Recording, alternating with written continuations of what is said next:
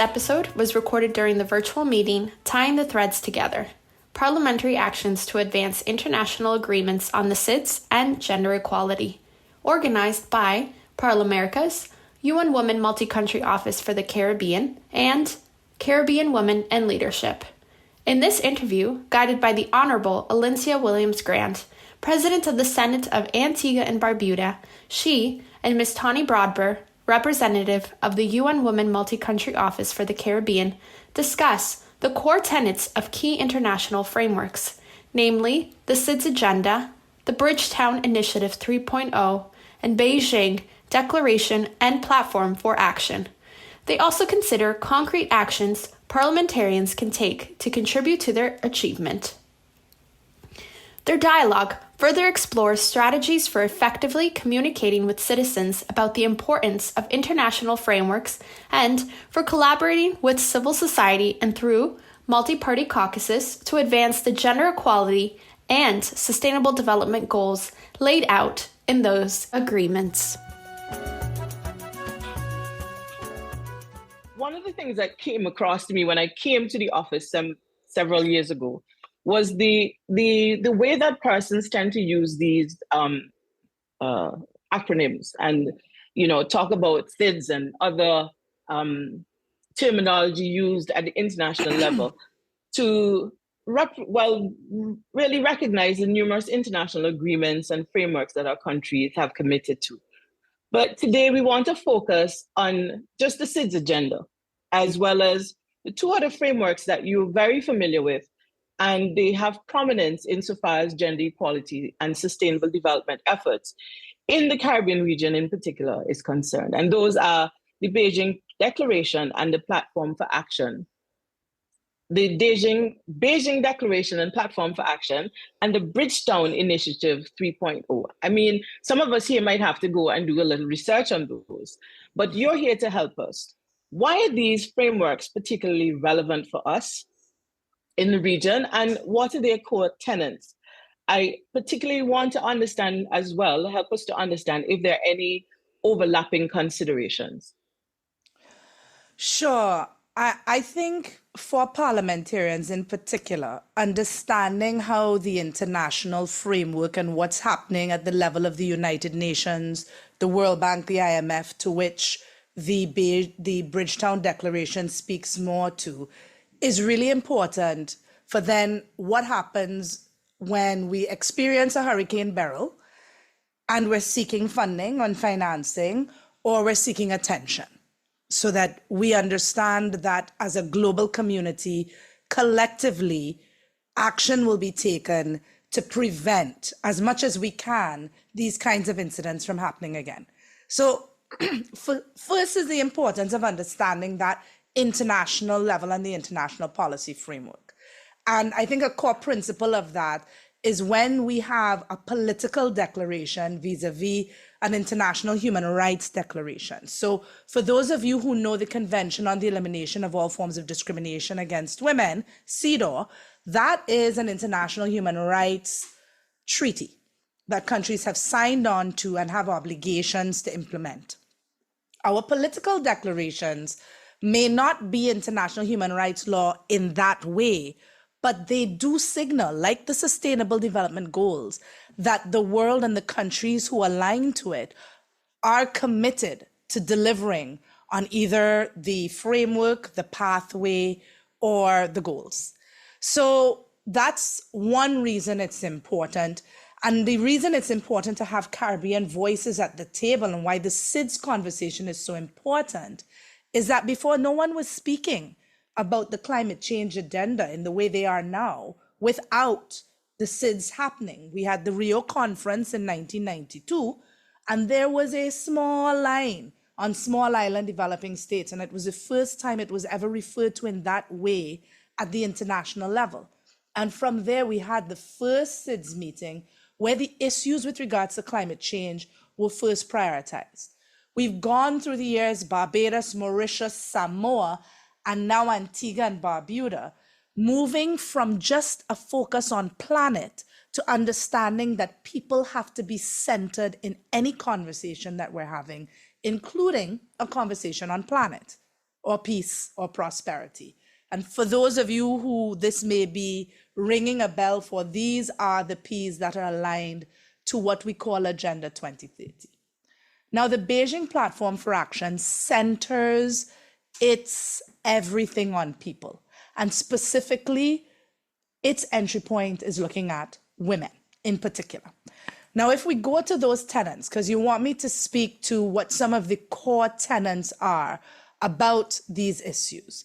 If we go to the core tenets on these issues, we're looking at the fact that at the SIDS conference, in the Antigua and Barbuda Agreement on SIDS, there is a reaffirmation of the importance of freedom, of the importance of peace and security, respect for all human beings, and the right to development. And in that right to development, we have identified the right to food, the rule of law, gender equality, and women's empowerment, as well as reducing inequalities and an overall commitment to just and democratic societies. And that is paragraph 9 of the Antigua and Barbuda Agreement on SIDS, or ABAS. I'm trying to avoid the acronyms too much.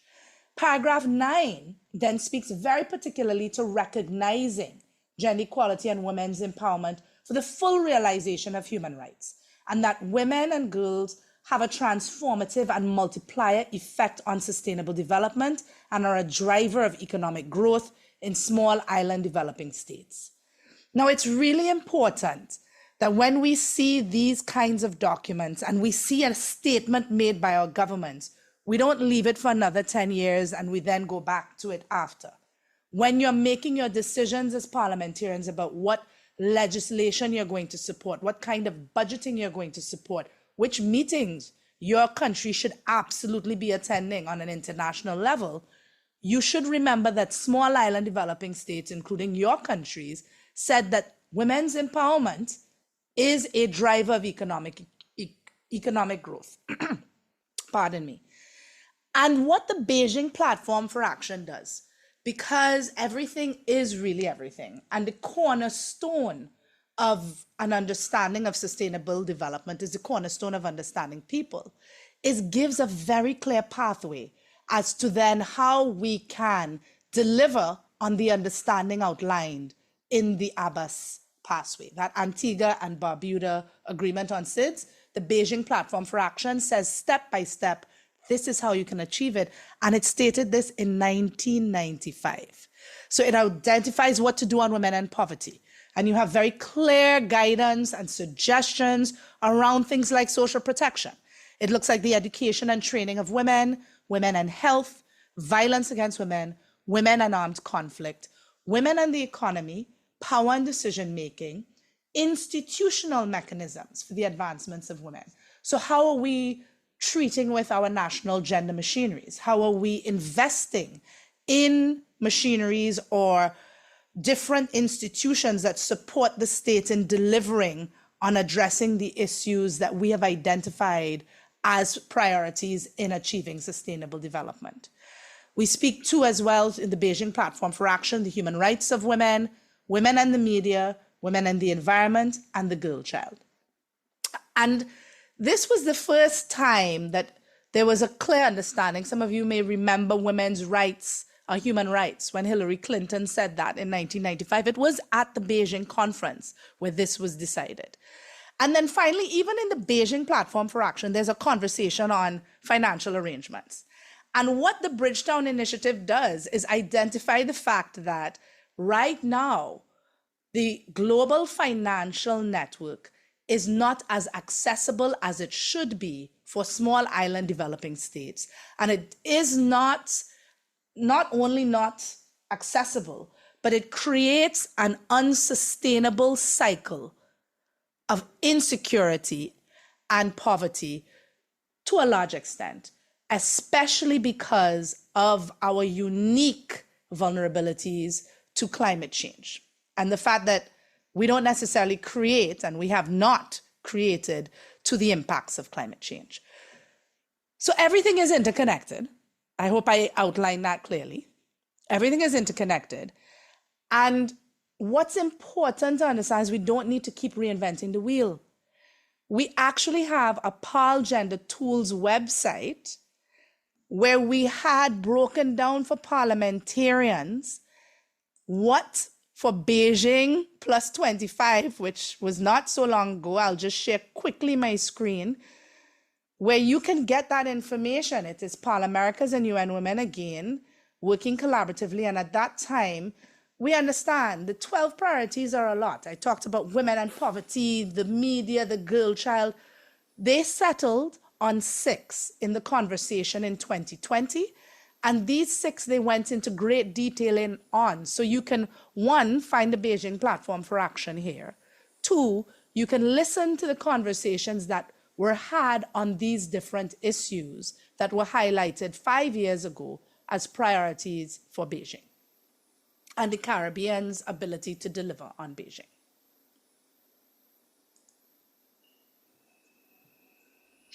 Thank you, Tonni. You've said a mouthful. And I think for me, as a senator, which is always a challenge for those jurisdictions with a bicameral approach, and those where the senators don't really have ministerial responsibility and may not be in the day-to-day runnings of an operation of this framework. It's a lot to consume, and it's a lot to digest to understand exactly where we can play a role. So my next question is, taking into consideration all of these frameworks and broad range of issues, some of which you've highlighted, and I'm grateful for the PAL tools. I think this is the first time I'm seeing that in all my 10 years. So I'm grateful for that. But in light of all the broad range of issues and that we're striving for the same goals of gender equality, inclusive climate action, and overall sustainable development within our populations, what do you suggest or what do you think are some priority concrete actions that we as parliamentarians can take to support the implementation of this interconnected agenda? Where should we focus? Where do we start? How do we start?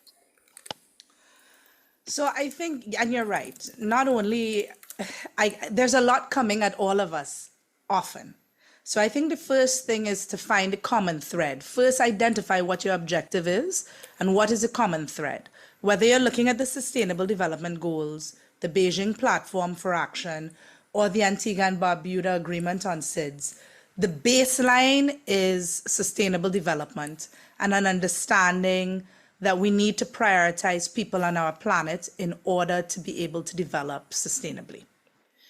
Parliaments are supposed to check and challenge the work of government. So that's scrutiny work. You're supposed to make and change the laws, the legislation. There's a lot of debating that happens in and outside of the houses. And then the budgets. And all of these roles are incredibly important for some tangible things that can be done, especially around oversight and support to the implementation of these agendas. I think the first is easy. Understand what it is when people are speaking about gender equality. It is not a siloed issue. It can't be addressed after you've achieved your other development priorities. Set your national priorities, taking into consideration the fact that women and men are going to experience development differently. And how can you best plan for that? So that's the consideration I think every parliamentarian needs to go into a room with, into their debates with. Secondly, raise the issues. Review the reports. There's so many reports coming, I do understand, but some of them are key. Some of them reflect your country's reputation on the international scale. If you haven't yet, go and see the SDG dashboard and where your country ranks on this dashboard. Ask for statistics. Where are the sex disaggregated data in your country? If someone is saying that tourism is successful because you have more rooms built, is that the indicator that you are using to measure the success, or is it the jobs and who has gotten these jobs and whether these jobs are sustainable? These are the kinds of things parliamentarians need to be asking as well around the statistics. Now, I want to highlight that Grenada, Jamaica, Suriname, Guyana, and Trinidad and Tobago have been doing incredible work on data and statistics, especially as it pertains to gender equality. Grenada also not only has data on prevalence of violence against women and girls, but it also has data on time use, right? So that's important for you as a parliamentarian to ask. Now let's talk about the laws very simply. When you go into these documents, paternity leave, maternity leave, these are things that are not that controversial, that you can collaboratively look at what's going to work for our region where families don't necessarily look the same way that families look in other places, but we need it. How are we going to support subsidized childcare, which we know is proven to reduce violence and violent crimes? These are the kinds of legislation that you should be thinking of putting into place so that not only are you being gender responsive in the way in which you're looking at the sustainable development of your country, but if you're being gender responsive, it means you're also thinking about violence. And when you're looking at the ways in which you can be climate responsive, whether it's tourism, how many rooms, if that's what your indicator is, should that be the only indicator? As I said earlier, should it be the climate resilience of the space, of the rooms, the questions you're asking? The utilities, if you're building 1,000 rooms, what is the sewage system, the lighting system, and the water system that is going to support the 1,000 rooms that you're building? All of these things are intertwined and reflected in these international standards that parliamentarians should be asking questions on and putting forth bills that consider these things when you're looking at different industries that will hopefully grow your economies. When you're debating, make sure that you're debating in a way that takes these things into consideration. Have you put gender on the agenda? And don't get caught up in the conversation where gender seems very esoteric. We're talking about girls, women, boys, and men at this stage. Okay, this is what we're talking about. And then lastly, the budgets. Budget. I have seen national gender machineries asked to do the world with less than 0.1% of the budget. Put the national gender machinery aside. How much are you putting into programs that support education and training for women when we know that the majority of our families are single-headed households? If we have public assistance programs, how are we making that these public assistance programs, especially cash transfer programs that are hands up and not hands out? In order to do that, you should have a gender-aware beneficiary analysis to know who's on it and how is it working for them. We did a pilot in St. Lucia, where we saw that many of the women who were on these programs were mothers and could not go to job interviews or to different jobs because they didn't have the money for childcare. So we did a pilot where we gave them the money for childcare and the government watched what happens and adopted because they recognize people are more likely to graduate if you give them a hand up, which means you recognize where they are in their lives and you give them the tools to be able to graduate. So these are some specific things parliamentarians can be doing, is really choosing a few key things that you are going to focus on as identified from these, what your country has already said are its priorities, and then scrutinize, ensure the oversight, support legislation that makes it possible and relevant to those who are in your communities, and budget effectively for it. You brought us right back to our roles as legislators. That's exactly what we are supposed to do. We just need to put a little bit more effort into understanding the topic that we're dealing with. I think this might be my closing question. Taking all this action and doing all that you've said is very urgent. I think we all agree. But even with our concerted efforts, we know it will take some time before we can see the results we're hoping to achieve. And similarly, our coordination with the other actors and partners is critical, but can sometimes seem tangential to the kinds of concrete actions you would have just outlined. With that in mind, and noting in particular, one of the things I remembered was underscored at Jeff was the involvement of the citizenry, the people that we're serving, the people we're trying to we legislate for and serve. What best fits their needs, involving them to understand that. And you gave the example there in St. Lucia. So with all of that in mind, what are some strategies that you see and may suggest for communicating with our citizens about the importance and benefits of these agreements and what we're doing? I think one of the first things is to make space. There have been incidences where persons who have been elected think, I am now above. And our hierarchies are important with respect to responsibility, but the hierarchies are not necessarily reflective of the value that you as a human being has over another. So acknowledging you do not know it all, and we have civil society organizations doing incredible work, and how can we work collaboratively to hear what they're saying? You are the elected by the people representatives of the people. So the responsibility is with you to make the law and the budgets. And that is, I can only imagine, a very heavy weight. But make that space available for transparency in your communication and your consultations, not only with your constituents, for those of you who are MPs, but everyone, including civil society. And of course, we speak to civil society as well about having less fractious relationships with the government. If everybody is on the same team of ensuring that there's sustainable development across the country, we may have different ideas about how to get there, but we can communicate in a way that is hopefully respectful. Secondly, keep it simple. We don't need to use the words of the acronyms and all of that, but we do need to be honest and say, this is the international standard that we have aligned to.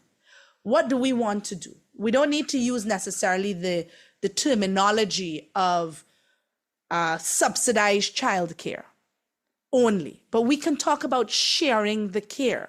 We have excellent examples and videos from a campaign that UN Women did many years ago under the leadership of Roberta Clark of the Share the Care program to get more people understanding that it is a family community responsibility to raise children, and how can we do that together? A united front. So like there's some issues it should not be a one party versus another party issue. And it's fantastic to see so many caucuses, because that's another way in which we can get together, being formed, and that are across parties focusing on issues like violence against women and girls, which is a foundation, a cornerstone of a lot of the violence we see across our societies, and how to address it. So a united front and living by example. We cannot only speak these things and then not be demonstrating that we genuinely believe and are living the example of peace and equality, right? I'll give an example, and it's something I meant to say earlier. The Women, Peace and Security framework is an interesting one and very aligned to the climate framework. You know, it talks about prevention, participation, recovery. And who's having these conversations? Who is in the participation space? Are we making the barrier so high that women and persons from civil society are able or unable to join? We really need to be clear as parliaments. And I know many of you do have debate days in different countries where people can come and sign up to speak. But making those things, use your social media more for that too. It can't only be on the GISs of all of our countries. It needs to be, you need to find young people, and you need to find people where they are by keeping it simple, direct, and living what you preach. Very well, good. And thank you for that reminder that we ought to make space for the people that we serve and to keep it simple. It's always one of my pet peeves that we get into the House and we speak the legislative language and I'm not sure. I'm not even understanding sometimes what they're saying as the presiding officer. So I know the public out there is not aware exactly of what is being said, but thank you for the encouragement to remind us as well that we have a responsibility to scrutinize the bills, educate the people, and dig deep to understand the nature of what we're doing so that the people that we serve can understand. I was very intrigued by the hands up, not hands out statement that you made earlier. It's something that we don't find so much in our political culture these days, but it makes a difference. And always reminded too, to be united on central issues. We can do the politicking, but there are certain common issues that are germane to sustainable development that we need to address in a unified way. And that hopefully will assist us in sending the message. I thank you very much for your expertise, for being here today.